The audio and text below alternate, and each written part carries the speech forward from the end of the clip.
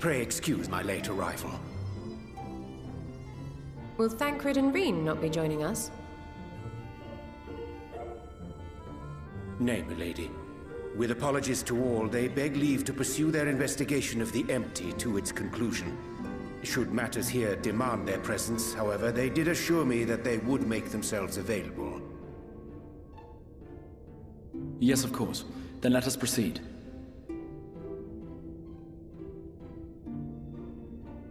I think it best that you begin by providing a summary of Mistress Krile's findings.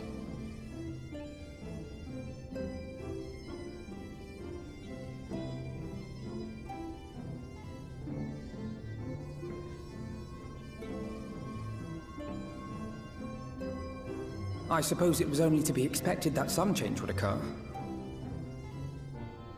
Yet our souls seem unaffected, to my eye at least. How long they will remain so is another question. Krile is right. It is imperative we find a way to return to the source. Perhaps an explanation of the method by which I brought you here will yield some inspiration.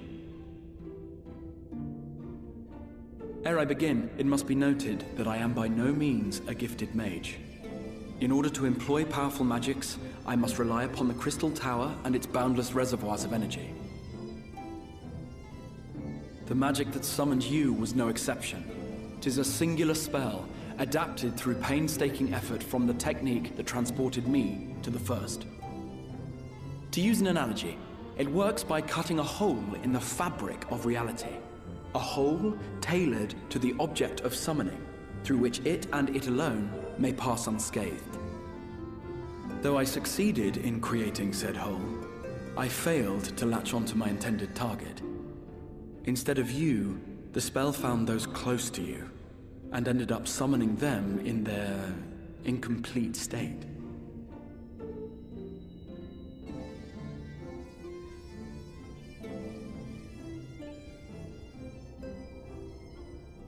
I would not soon throw my life away, not after the lengths you and yours went to save it. And so long as I breathe, I will spare no effort to see you safely home. But should all else fail, and your lives be at stake, there remains one sure method.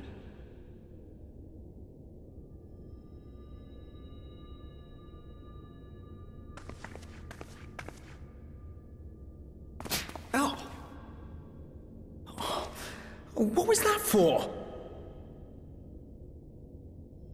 How can you even entertain such thoughts?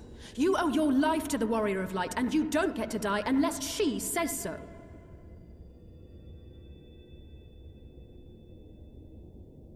Your followers await your divine judgment.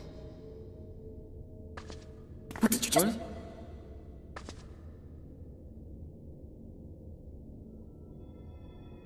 What?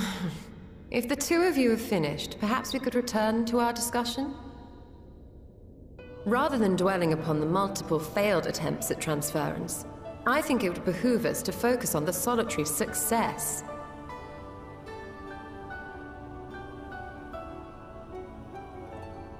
I would draw your attention to the fact that our friend can travel between worlds possessed not only of her body and soul, but her personal effects besides.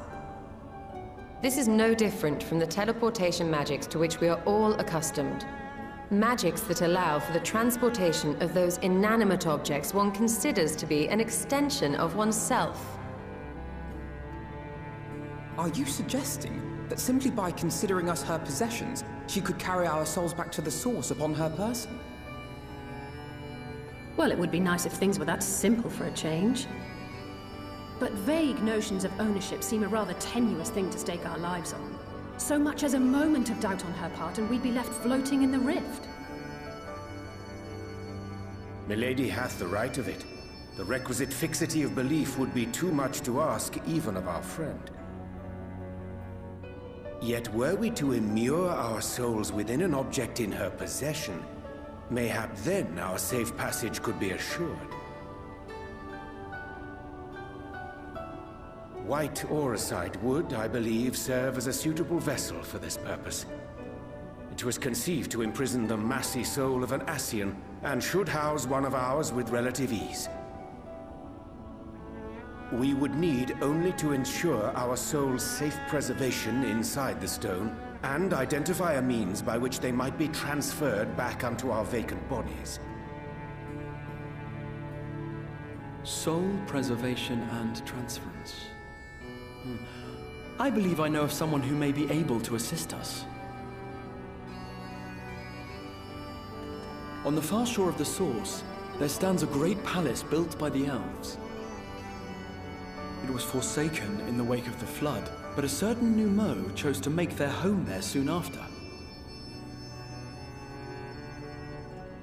Though they have long lived as a recluse, they once occupied a place of honor in Verbert's royal court, and it is said that none in all of Norvrant is more knowledgeable than they on matters of the soul. Well, I've no objection to seeking a helping hand, but if they've gone to such lengths to hide themselves away from the world, what makes you think they'd be willing to lend us one? A worthy question. Years ago, I myself tried and failed to solicit their cooperation in the battle against the Sin Eaters. No sooner had I begun to make my plea than they unleashed a swarm of their familiars upon me. Unlike me, however, you have curried favor with the Fae folk. By that merit alone, I am hopeful that they would grant you an audience. They may still be inclined to turn you away, of course, but if their knowledge might feasibly facilitate your return home, we have to try.